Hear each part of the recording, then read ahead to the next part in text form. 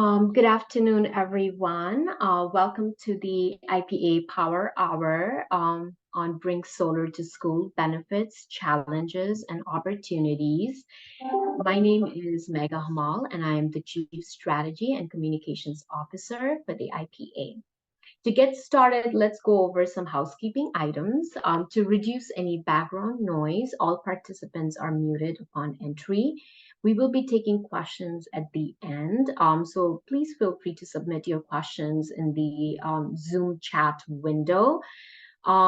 Today's session is being recorded, and a recorded version of the session along with the presentation will be available on the IPA website under events. Couple of points that I would like to emphasize before we begin.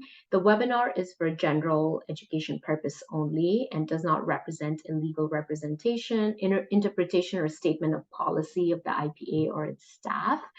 So, Brian, you can go to the next slide. Now, without further ado, I would like to introduce our speakers for the session. Our first speaker for the session is Dr. Matt Seaton. He is the Chief Financial Officer at the Illinois State Board of Education. Prior to this position, he served as a Vice President for Business Services, Finance Treasurer at Illinois Valley Community College. He was also the superintendent at Streator Township High School District 40 from 2014 to 2021. Previously, Matt served as superintendent at Red Hill Community Unity School District 10. In this webinar, Matt will be discussing benefits and challenges for going solar at schools, along with resources that are available for schools. Our next speaker for the session is Audrey Steinbach. She's the Senior Program Manager for Illinois Shines. Audrey joined the IPA in 2018. In this role, she's responsible for day-to-day management of the Illinois Shines, and she serves as a primary liaison between the IPA and the program administrator. Prior to joining the IPA, Audrey worked at Northwestern University on various sustainability efforts. In this webinar, Audrey will discuss the public school incentive, benefits of installing solar through Shines, challenges, and work to come. Welcome, Audrey. Our third speaker for this session is Nia Korenk, Campaign Mobilization Director of Climate Jobs Illinois, a coalition of labor organizations united around the shared goal of combating climate change while reversing income inequality. Nia directs CGI's political engagement and community outreach agenda for CGI's Carbon-Free Healthy Schools program, designed to assist Illinois public schools with increasing energy efficiency, reducing carbon emissions, and moving toward carbon-free energy usage by 2030. In this presentation, Mia will discuss federal and utility incentives for solar for schools. Welcome, Mia. Our last speaker for the session is Gabriella Martin. Gabriella is currently the Program Director for Energy at the Illinois Clean Energy Community Foundation, a private nonprofit dedicated to advancing renewable energy, energy efficiency, and transforming the built environment through net zero projects. Gabriella has over 25 years of professional sustainability experience that spans the government, electric utility, policy think tank, and nonprofit sectors. In this webinar, Gabriella will present some case studies of solar at schools through Illinois Clean Energy Community Foundation, and also talk about best practices and lessons learned. Next slide, Brian. This is the next webinar that for September. It is on the work ahead, staffing the clean energy economy. It is scheduled for September 29th. You can register through this presentation, or you can go to our website under events and register from there as well. Next slide. For those that are new to the agency or to these power hours, we are the Illinois Power Agency, is an independent state agency created in 2007. We are responsible for the development of an annual electricity procurement plan for customers of electric utilities. And we also support the Illinois Renewable Portfolio Standard, which is a public policy designed to increase the development of renewables here in Illinois. Brian, I know we were waiting on Dr. Seaton. Did you see if he's here? He's here and his co-host. Thank you. Okay, awesome. Thank you. Let's go ahead to the next slide then. With that, I want to give the floor to Dr. Seaton and he will be here. He's here to talk about solar for schools, benefits, and barriers. Dr. Seaton, the floor is yours. Thank you very much. I'm glad to be here today and glad to share what information we have available through the state board, as well as what kind of resources we can provide or other resources we're aware of regarding solar for schools. Today, we'll cover three main areas. We can go to the next slide, please. Overview for school construction programs, challenges to solar implementation from what we hear and what some of us have experienced personally, and then resources and other supports that we have through ISB and other agencies. So a little bit of background on me before we get started. During the introduction, they said I've served in K-12 schools for over 20 years as a teacher, then principal, and then superintendent. I spent a little bit of time in the community college level. While at the community college level, we actually tackled a solar program and worked to install solar at the community college. So I have some firsthand experience with some of these programs and how they are beneficial to not only K-12 schools, but also higher ed institutions. So anytime that I can be a resource to anybody on the call or any agency in the field, please do not hesitate to reach out to me. And I'm sure my contact information will be at the end. We have staff here at ISB ready to help. So next slide, please. So as far as programs that could be used for solar specific purposes that are currently run through the State Board of Education, unfortunately, they're fairly limited. Most of the work that we see for solar are done through local means or local partnerships, but we do have a few items for consideration.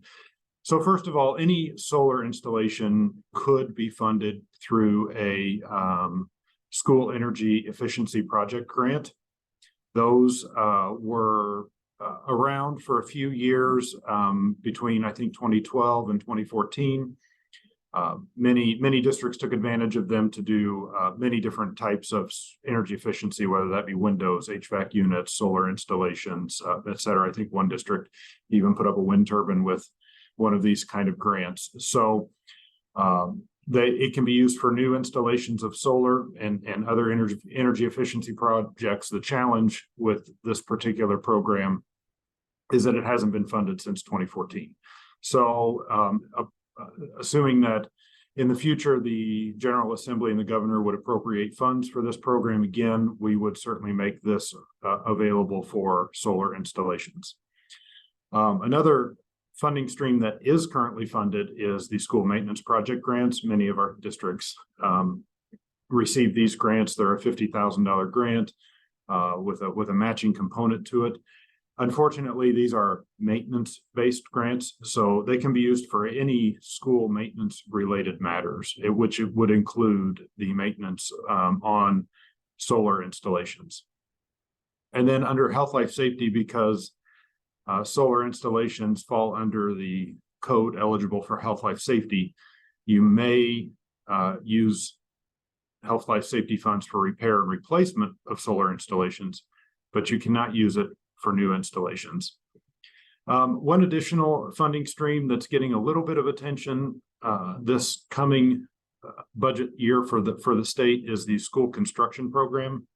Many of you are familiar with the school construction lists. So they call them, people being on the 2004 list, 2005 list, et cetera. So some people are currently advocating for the school construction program to be rebooted in some way. If any school construction dollars came through, those construction costs of new facilities or renovations that would include solar or other energy efficiency concepts would qualify under school construction grants. But again, those school construction grants haven't been funded. There's been no funds appropriated for them in many years. So if that comes about, that would be another avenue for consideration. Next slide, please. So challenges that we see here at the state board with solar, of course, funding, we've talked about that. We'll talk about some opportunities in the next slide that are available to school districts outside of state agencies that you might be able to take advantage of. Another challenge that I can speak from personally is the simple knowledge of solar programs. I didn't know much about solar when I first embarked upon my local project to install solar at the community college. And we had on our master plan a solar installation designed to be placed, you know, several hundred yards away from the building in some farm ground that the college owned. We quickly found out that that was probably the least efficient way to do a solar installation for our particular local area because of the significant construction cost associated with placing it so far away from one of our facilities. So we engaged a third-party consultant who did design for us, an engineer that specialized in renewable energy, for a small amount compared to the overall scope of the program. This agency or this company was able to give us some very useful information and improve the efficiency of our project tenfold. We ended up putting the solar panels on top of one of our buildings, which was a much more cost-effective manner to implementing solar at that particular location. I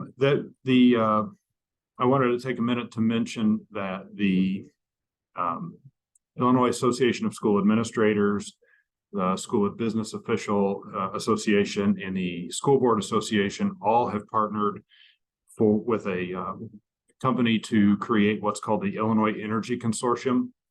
They have a program, if you're a paying member of any of those organizations, where they have information related to solar that is available to school districts. They'll be glad to come in and help you with audits or any design questions, etc. They have multiple resources at their fingertips. And so even though it's not necessarily sponsored by the State Board of Education, these are agencies and entities that many of our school districts work with and deal with on a daily basis. You know, one of the challenges that the field is facing right now is the simple abundance of vendors in the space right now.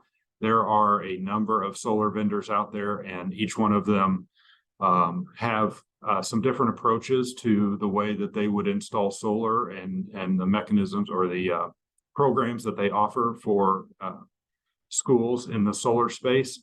So simple knowledge of what of the programs and what all programs are available to school districts can be a barrier and challenge. I think this would be an excellent time for school districts to contact the IPA, the Illinois Power Agency, the host of this webinar today, because they have a wealth of information on the different programs that are out there available for schools. Not necessarily, you know, to make recommendations, but just a simple inquiry to the vast knowledge that that agency holds on this topic would be very beneficial for school districts. And that leads me into the fourth bullet point there, which is the difference between solar incentive programs. There are a number of solar incentive programs available. Some have tax benefits, some have electricity benefits to the local school district, meaning your electric bills are offset by the solar installation. And there are a lot of differences in the programs, and some will be more beneficial to certain school districts and some will be more beneficial to other school districts. So I highly recommend, again, the IPA would be an excellent resource on the differences between these programs and what they can provide advice-wise to our local school districts. And then next slide, please. Finally, just some resources that are available through ISB. Our school business service staff is excellent, stand ready to serve our schools all the time. The director of that division is Michael Gum. Mike is a former CSBO in the state of Illinois and has extensive knowledge of school construction programs. And so if there are any school districts online here that have immediate questions, they're welcome to send them to me or to Mike. We would be glad to assist, helping gather information or point you in the right direction with what knowledge base we have. Put a link here for our school construction website. I talked about all of our school construction programs a few slides ago. All of that information is contained within this website and different links. Again, if you have questions about any of those programs, we're glad to answer them from the School Business Services Department. And then another link we have out on our website is to ComEd's public school carbon-free assessment. So this is for schools that are served by ComEd only, which would be particularly in our northern parts of the state. But ComEd will come out and do a free assessment and give some advice on some programming related to solar and other energy efficiency opportunities for the districts that they serve. We are not aware right now, or at least haven't communicated with Ameren on any topic like this, but I'm sure Ameren has similar programs. So if Ameren is your provider, you may want to reach out to them directly, but we do have a direct link to ComEd's program on our website at that link there. So I'll stick around to the end if anybody has any questions, and I appreciate the opportunity to speak with everybody today, and do not hesitate to reach out to us at ISB at any time should we be of any service, but particularly related to energy efficiency projects or solar installations. Thank you, Dr. Seaton. Our next speaker is Audrey Steinbach, Senior Program Manager for Illinois Shines. Audrey. Thanks, Mega, and thank you, Dr. Seaton. Hello, everyone. As Mega just mentioned, my name is Audrey Steinbach, and I manage the Illinois Shines program. So today I'm going to be discussing the program very briefly and how public schools can utilize this incentive program. Next slide, please. So really quick agenda of just the topics I'm going to be speaking on. I'm going to talk through some basics to give us some context for the rest of my presentation. I'm going to touch on the history of solar on schools through the Illinois Shines program specifically, the creation of the public schools category within the Illinois Shines program, the benefits that Illinois Shines provides to schools, and finally, looking at some data and some work to come to get more solar on schools in Illinois. Next slide, please. So again, I wanted to talk through some basics related to the program just so that we have some context for the rest of my slides. Illinois Shines is a state-level incentive program that offers incentive payments to help reduce the cost of installing solar. So the program is not a rebate program, and incentive money is paid out related to the amount of energy that a solar system will produce over its lifetime within the program. So customers that install solar do not participate directly in the program. Rather, entities that are vetted and approved for participation in the program submit applications on behalf of customers. In this case, that would be the public school. And incentive payments are then passed through these approved vendors onto customers. So there is a program category that sets aside a certain amount of capacity specifically for public schools each program year. And that really just ensures that the program is able to support solar on schools within each program year for the capacity we have allotted. Finally, one last thing I wanted everyone to keep in mind is that the incentive payout schedule for public schools projects within the Illinois Shines program is a 20-year-long contract through which incentives are paid out as solar power is produced by the system that is installed. Next slide, please. So this is a short history of public schools projects and kind of the public schools category within the Illinois Shines program. So back when the Illinois Shines program first opened to the public in January 2019, the public schools category that I just mentioned did not exist. There were fewer project categories in the program back then than we have today. This doesn't mean that solar projects that were installed in schools were not able to participate in the program, but rather it just means that there was no specific carve out related to solar projects installed on public schools. So that changed with the passage of the Climate and Equitable Jobs Act in 2021, as you can see here on this timeline. After this law was enacted, the public schools category was created, and this category in the Illinois Shines program constitutes about 7% of program capacity each year, and it prioritizes schools in need as well as schools located in environmental justice communities. So we now have this specially set aside capacity for public schools projects within each program year. Next slide, please. So a little bit more about this public schools category that I want to highlight here. First, this program category features prioritizations within it. So that means that more capacity is set aside for specific types of schools to offer those schools a leg up. So Tier 1, Tier 2, and schools located in environmental justice communities are offered more capacity in the program at the outset of each program year. So the first 180 days, we have these prioritizations in place to ensure that needy schools get the leg up that they need. And then after that 180 days of the initial program year opening, those prioritizations fade away, and projects that are installed on any type of public school can utilize the remaining capacity in that program category for the rest of the program year. Additionally, as far as requirements, public schools projects must be located on land that is owned by a school or district, and any community solar projects that participate in this program category must ensure that the host school serves as an anchor tenant. And that just means that if there's a community solar project installed on a school, that school needs to subscribe to at least 10 to 40% of that community solar project's capacity. Next slide, please.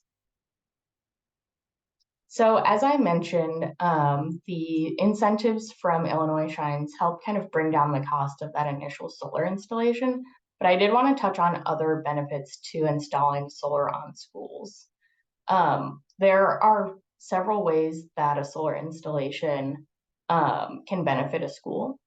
So first, once a solar project is installed, it'll likely be signed up for a net metering program. And Dr. Seaton touched on this slightly. So through net metering, the underlying utility customer, which in this case would be the school, is able to recoup costs for any extra electricity that is created by the solar system that goes unused by the school. So these credits are applied to the electric bill for the school and can drive down energy costs for the school month to month. Another key benefit to installing solar on a school specifically is that it can act as a learning resource for both students and community members alike. Students can see firsthand how solar works, and the solar system can act as a resource for experiential learning related to curriculum involving concepts like engineering, science, energy, and more. Finally, through the installation of a solar system on a school, the primary source of electricity for the school becomes the solar system. That brings the energy cost for the school way down as there's less of a reliance on grid power. So these three benefits are kind of just the cherry on top. The Illinois Shines program provides incentives that bring down those upfront capital costs of installation down. So these benefits are in addition to incentives through the Illinois Shines program. Next slide, please. So I wanted to talk here a little bit about the public schools projects that we are seeing through the Illinois Shines program. Since the inception of the program, we've seen solar installed on schools at a pretty decent rate. We've seen about 100 projects that we can assume are located on public schools based on both the address associated with the project as well as the project name. We have tons of projects that are named, such and such middle school, right? We can assume that that solar project is sited on that middle school. As there was no designation for projects that were installed on schools prior to the passage of CEJA and the creation of that public schools category, there may be more public schools projects that did utilize Illinois Shines incentives. So this number really is an estimate based on project data provided through the application process. So after CEJA passed, we have seen a little bit of a slower uptake in the public schools category than originally was hoped for. So as you can see here in the table on the right side of the slide, we saw around 33 projects a year developed on schools in the 2 years, previous to CEJA. If you break down those about 100 projects over the 3 years prior to CEJA. And then post CEJA, with those 16 projects across 2 years, we're just seeing a little bit of a lower rate of submission there. On the next slide, I'll discuss some of the challenges that could be the cause of this kind of slower uptake that we're seeing. Next slide, please. So through active one-on-ones with approved vendors, as well as a public schools program category roundtable that was held earlier this year by our program administrator, we've been able to get a clearer picture related to the slower uptake in the public schools category. From approved vendors, we've heard that the requirement that projects in this category must be sited on land owned by a school or district has been a challenge. Additionally, we've heard that specifically for those community solar projects, that the requirement that the hosting school acts as an anchor tenant can also be challenging. Also, the timing related to both district level decisions as well as the school year not aligning with the solar development kind of busy season in the summer provides a difficulty as well. Another challenge reported was that needier schools that are prioritized by the program often have the oldest infrastructure, so older roofs and older electrical systems. So sometimes those schools are unable to install solar, or at least are not solar ready and have to do some work to get ready to install solar, and that can cause a much longer project development timeline as well. Finally, many schools simply don't know about the program. And those that do have shared that a 20-year commitment that is required through the contract that pays out the incentive payments is not one that schools are usually used to. So that is a ton of challenges, but we're really excited about the good work and the opportunities that these challenges actually provide to both the IPA and the program administration team to work to overcome and reduce these barriers to be able to support more solar installations on Illinois schools. So currently, in order to address these barriers and challenges, the team is working to create specific communications for public schools to encourage involvement in the program and really to break down the basics of the program for new participants, specifically through that public school lens. We're also working on targeted outreach to schools and to districts to ensure that they have the resources needed to provide decision makers and all districts in the state and to ensure that all districts in the state are really aware of the program, so that if anyone comes to them requesting more information or asking about the program, they're fully prepared to support those folks that are looking for more information. We also are just hoping that through targeted communications and outreach, we'll begin to see much more activity in this program year in the coming year. So we're really excited about that. Finally, I just wanted to say we do have a specific contact related to the public schools category. They can be reached at that email there in blue, schools@illinoisshines.com. Want to thank everyone for joining the webinar today. And please reach out if you have any other questions about Illinois Shines. Thanks so much. Thank you, Audrey. Our next speaker for the session is Mia Kurenk, Campaign Mobilization Director of Climate Jobs Illinois. Mia, the floor is yours. Thanks, Mega. So my name is Mia Karinke, and I'm the director of our Carbon Free Healthy Schools program at Climate Jobs Illinois. I'm our campaign mobilization director, and I really get to spend most of my time working with public schools, helping them understand new incentives that are available through the IPA, available as a result of CEJA, and then also at the federal level and through their utility company. So the work that we do really focuses on kind of a holistic upgrade of public schools, so that students all across the state can go to healthy schools, green schools, updated schools, which is what we think folks in the state deserve. So next slide. So just a little background on myself and also on our coalition. I personally have been working in the labor movement for about 8 years now.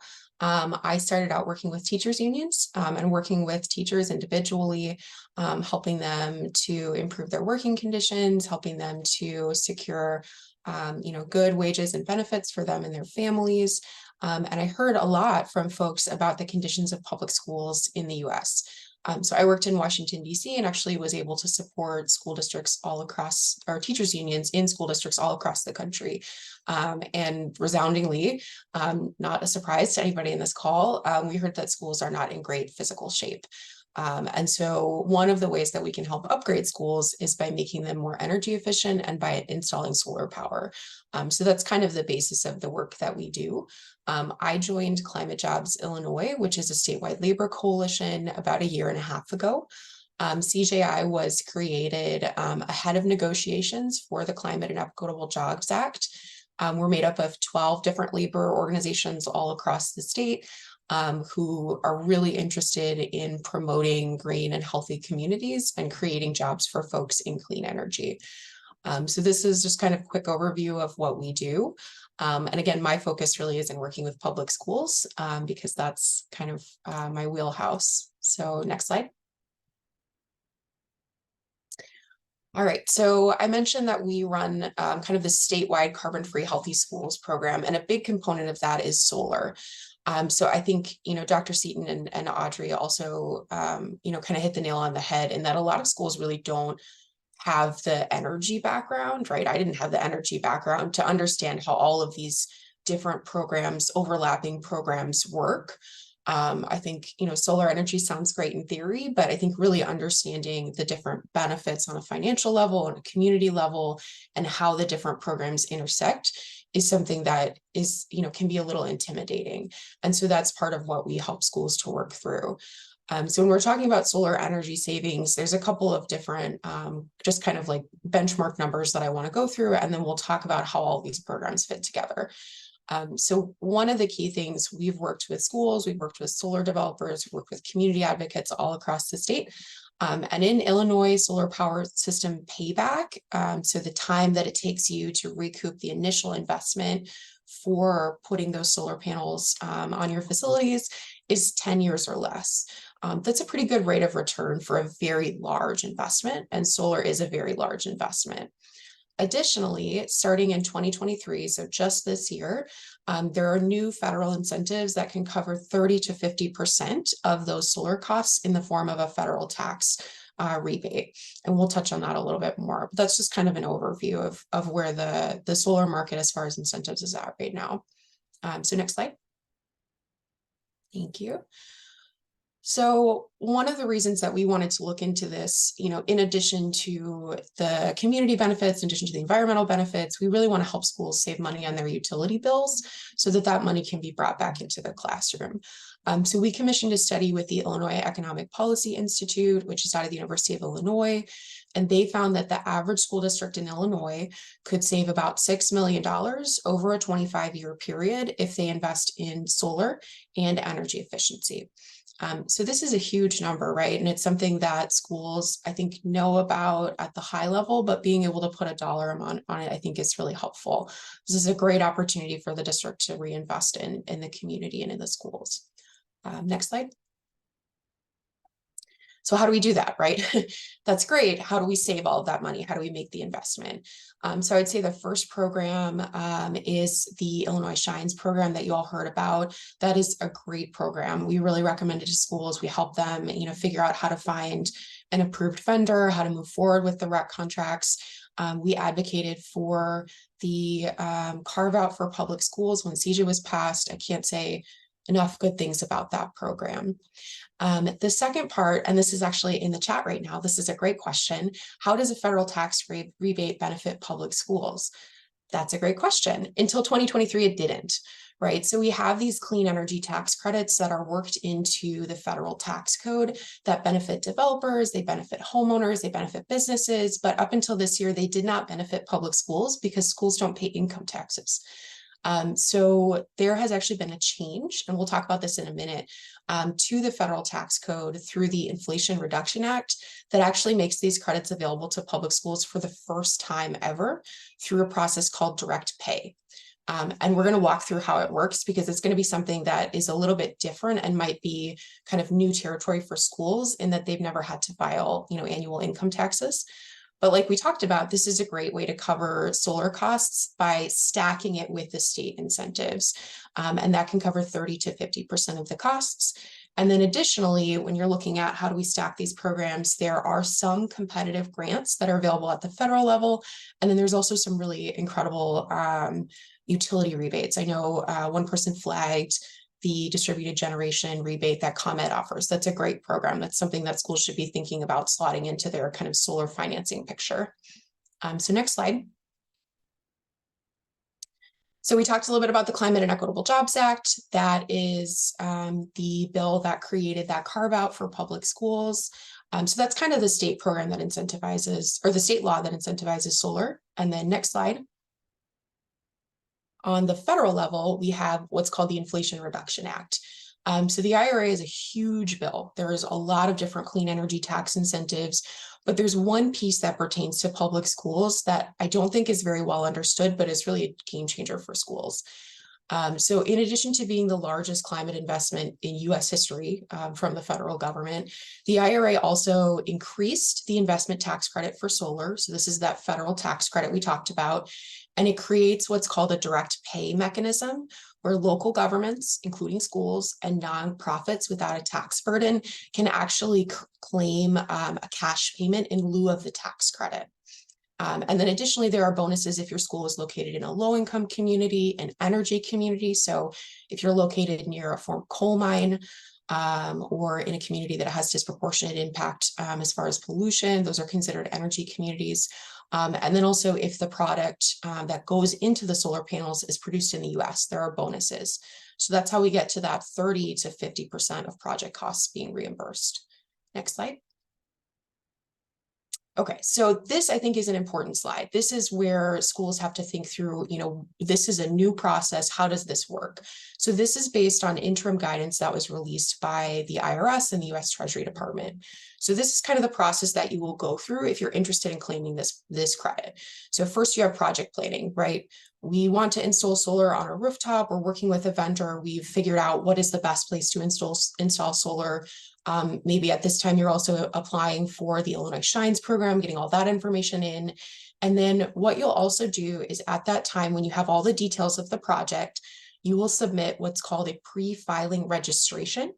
And more information is coming about this in the fall, but this is what we have right now from the IRS. You'll submit a registration to the IRS using a form that they will release later this year that basically details the size of the project, how much energy it's going to produce, and which tax credits you intend to claim. So that will be, again, it's called the investment tax credit. And you're basically letting the IRS know, we are a public school district. We don't typically file taxes, but we are going to file an annual return this year, and we intend to claim this tax credit. And then you will get what's called a project ID, and you will hang on to that. And then this is the part that's going to be really different and maybe a little bit uncomfortable for school districts, is that you will actually file a return just for this tax credit. And so the IRS has told us that this is probably going to be the Form 990T. So anybody who's worked with a nonprofit, that's the form that nonprofits file. And so school districts will be filing this 990T at tax time, probably for the first time.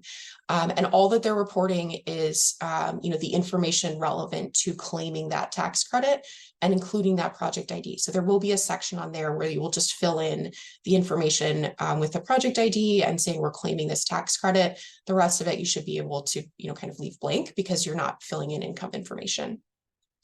So this is a brand new kind of way for schools to work, and we understand that it's a little bit different.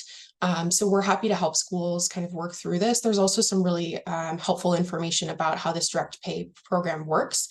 So I'm sure Megha will share this information, and I'm also happy to answer questions, but this is kind of the framework that we have for how this program works. And again, this is going to help schools recoup a very significant portion of their solar program costs, especially when it's combined with some of the other incentives that the other panelists have talked about. So next slide. And then this is just to highlight some of the schools that we've worked with, that we've connected with, seen their solar panel installations and some of the benefits that they've seen from investing in solar. Next slide. And then here's some additional supplemental funding. So I know we're going to hear from the Illinois Clean Energy Community Foundation. They have a great solar schools grant that I will not touch on, but is an excellent program. We talked about competitive grants at the federal level. The Renew America Schools grant will be available again in 2024 for renewable energy and energy efficiency. And then again, on the utility side, ComEd and Ameren both offer some kinds of incentive rebates for solar. So there's some great programs available there as well that we're happy to help schools think through. And then lastly, this is just my information. I just want to stress that we're a nonprofit. We help schools. We don't charge any kind of fees or anything. We're really just here as a resource because our union members have stressed that it's important for labor in Illinois to focus on green schools and investing in our communities. So my door is always open, and I'm happy to talk with folks about how these programs work together. We really just want to see these programs be successful and see schools to be kind of healthy pillars of the community. So I will hand it back off to Megha. Thank you, Mia. Our last speaker for the session is Gabriella Martin. Gabriella is currently the Program Director for Energy at the Illinois Clean Energy Community Foundation. Gabriella, the floor is yours.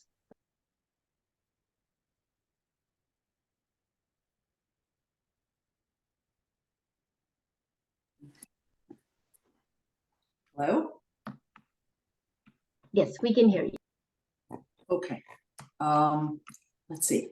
Well, thanks. Okay, thanks for the introduction. For those of you who may not be familiar with us, the Illinois Clean Energy Community Foundation is a small private foundation located in Chicago.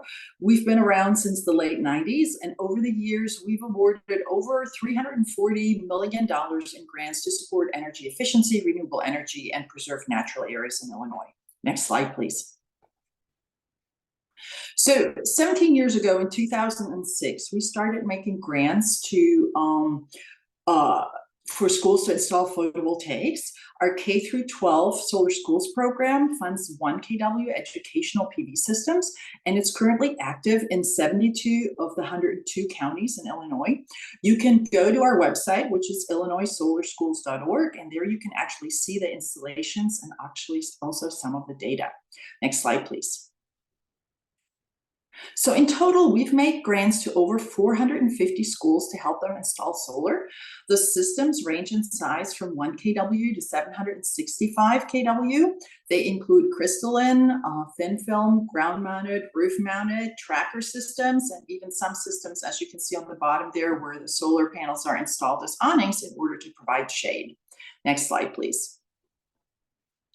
So this is the 765 kilowatt PV system that's installed on the roof of the Consolidated Farmington Central School District complex.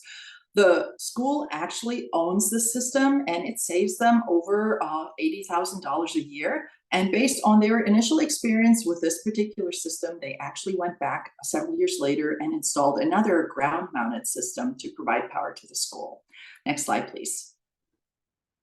So here we have a brief video from Dr. John Asplund, the superintendent at Farmington Central, talking about his experience with solar. Go ahead, Mega.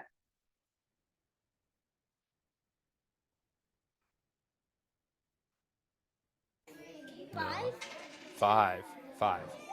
A dime is 10 and a quarter. To be a leader in a community, you have to be a member of the community. Even from the 1970s when I grew up, the farming culture of that time is not really relevant to now. It just depends on how it fills out. If it's elementary, then great. If it's not, then it'd be the next year. We never want to forget where we came from, but we need to depart from that history because the future is not going to provide those same opportunities that a lot of us would have had in the 1970s and 80s, and we need to prepare our students now for a different life. An opportunity came up 2 years ago for putting solar panels on the roof here at school. That's actually the first set of solar panels that got put up. We won a grant for $1.2 million. The solar panels have been active since April 16th, and we've already saved over $45,000 on our electric bill. So it's an economic boom for communities that need extra help, and an opportunity for our students to see a real-world application for the future. This community was built besides in agriculture, in coal mining. This was the coal mining mecca of this area, and now we're the leader in a new form of energy 100 years later. I think that's really been an exciting opportunity for us to be kind of holding on to our past and looking at it in a different way, and to show our students that this is really something that you can do and take part in and see on an everyday basis that this is the future. I mean, teachers came by the hundreds, you know, and I view myself as the lead teacher here in the district, that I need to do the best job I can to make sure that the administrators are growing and learning every day and stretching themselves, and then encouraging them to do that for their teachers so that they in turn do that for the students. And I think that's a lot about what education is anyway, developing a common understanding of things so that people can take risks and know that this is a safe place, that I can maybe challenge myself to do something I've never done before, and know that we're all in this together and we're all doing something new. Yeah, I really like that video. I hope you did too. Next slide, please.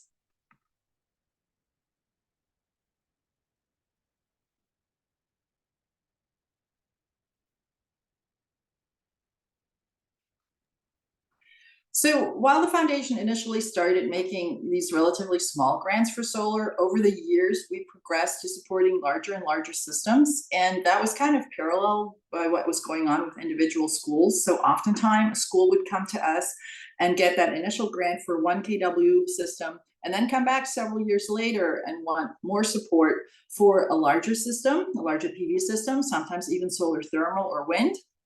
And sometimes the school would even go as far as building net zero energy facilities. Net zero energy facilities being buildings where the amount of energy that the building produces is equal to or exceeds the amount of energy that the building uses in the course of the year, which is something that you can see here at Adlai Stevenson High School. They ended up putting in a net zero energy science edition and then a net zero energy field house. And if you look closely, on the roof, you can see the solar panels, and actually now there are quite a few more than you see on that slide. So next slide, please. So what are some of the lessons that we've learned along the way? So one of the things that we've really found out is having a project champion is really important. You know, schools are in the business of educating students, not necessarily installing renewable energy systems. Also, schools oftentimes have limited resources and they do find solar intimidating. So having that internal champion really helps to educate, it helps to identify and clear roadblocks, it helps to get people on board, and it just generally helps to keep things moving forward. Now, in order to get that buy-in for that solar project, it's really helpful to kind of assemble an all-inclusive team from the beginning. Make sure that the superintendent, the principal, the facilities folks, the IT staff, and teachers and students are involved.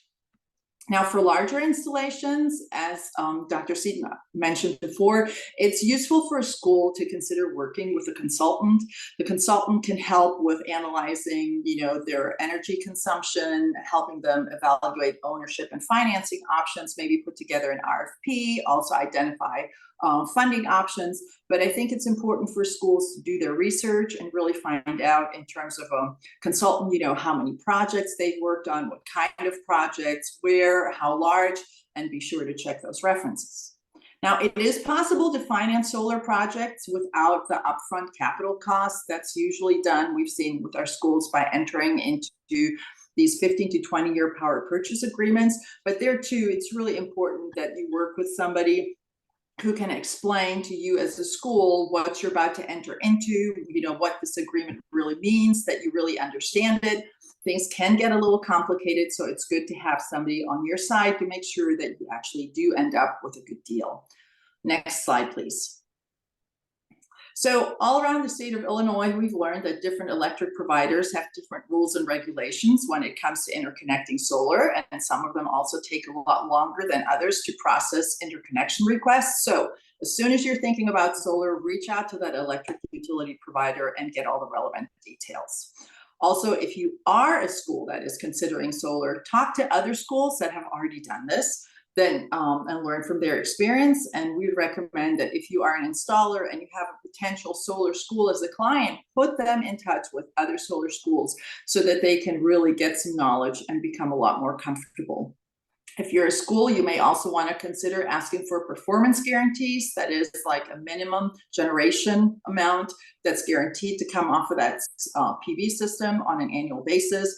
You may also want to look at purchasing longer warranties for your equipment, and then also work with firms and manufacturers of equipment that have an established track record. So while we've learned over the years that you can't guarantee anything, it really helps to minimize the probability that, for example, because of equipment issues, your manufacturer goes out of business or is bought out and then leaves you stranded. So the other thing we also recommend to school is to make those solar installations highly visible. While people disagree on the aesthetics of solar, it really helps when the system is very visible, for it not to be forgotten and for it to be integrated as a teaching tool.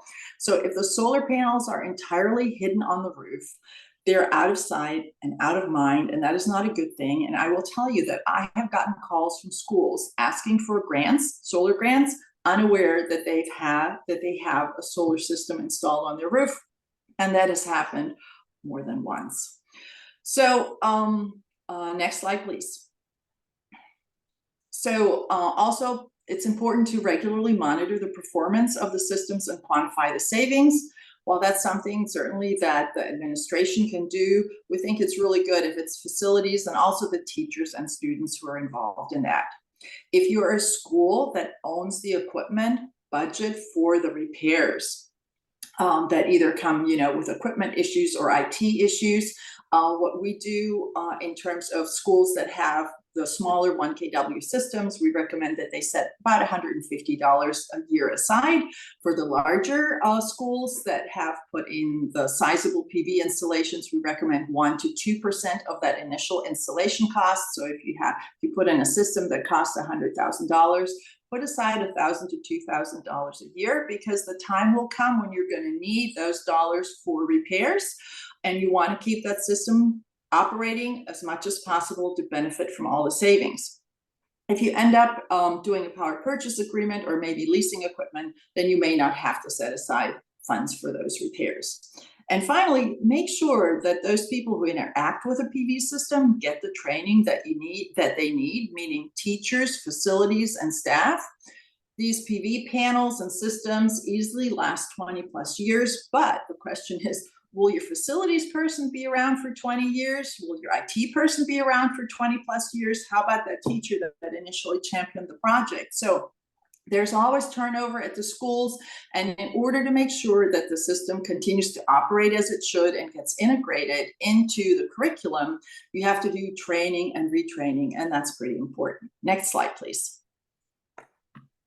So these are some of the resources that we share with schools. We found that schools have found those to be fairly useful. For a good list of incentives that are available at the school's location, there's the database of state incentives for renewable energy. So Desire USA, all the school has to do is enter the zip code and you get a list of incentives for renewable energy in your area. Also finding certified installers. The North American Board of Certified Energy Professionals has a directory. All you do is put in your zip code, and there too you'll find out who's installing solar around you, close by.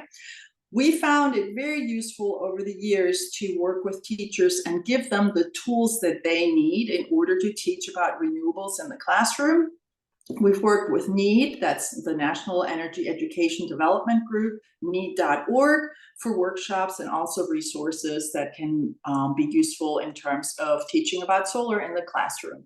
And finally, anyone in the school who could benefit from PV training, either understanding the system or maybe facilities, getting the basics in terms of the fundamentals of O&Ms when it comes to PV systems. We're lucky that in Wisconsin, the Midwest Renewable Energy Association, which is located in Custer, offers quite a few training courses at very reasonable prices, both in person and also online. Next slide, please. So many schools come to us and express, interest in going solar. I mean, they understand that these PV systems, especially if they're larger, can be a source of significant savings and positively impact the district budgets. But I think they also see these installations as an opportunity to expand their educational offerings, engage the students more, and also help with career readiness. So over the years, we've seen that PV can be used as a teaching tool in many, many settings. Here's an example of the AP Environmental Science class at Adlai Stevenson High School. They installed a PV system and a solar thermal system to make their classroom carbon neutral. And on the lower photo, you see the students from the shop class at Dundee Crown High School that use the PV panels to help power their shop classroom. Next slide, please. We've also seen solar integrated into AP Studio Art, into music and business classes. There really is no limit in how you want to use solar as a teaching tool. The renewable energy industry, it's huge and it's growing, and they're going to need a lot more than, I think, just engineers and researchers. So when I drive out of Chicago and I find myself in these smaller communities, I can tell you that the PV systems that are installed at schools can have a big impact. People know about this, they're interested, it's a big deal, it makes the news. And because of the amount of interest, for example, the calls that I get in the office or even the questions that I field out in these communities, I get questions like, well, could we power our village well with solar? Or could we use solar to help out with our wastewater treatment plant? So these kind of installations, especially the large ones at the school, can make differences in many ways and can also help to pave the way with more installations, which is something that we see all the time. Next slide, please. So thank you for listening, and I'm happy to answer any questions you might have. Thank you, Gabriella. We have 2 minutes left to answer any questions. I saw a question that just came through from Jessica Wagner. Can you talk to community solar for schools? If any of the speakers would like to answer that question for Jessica.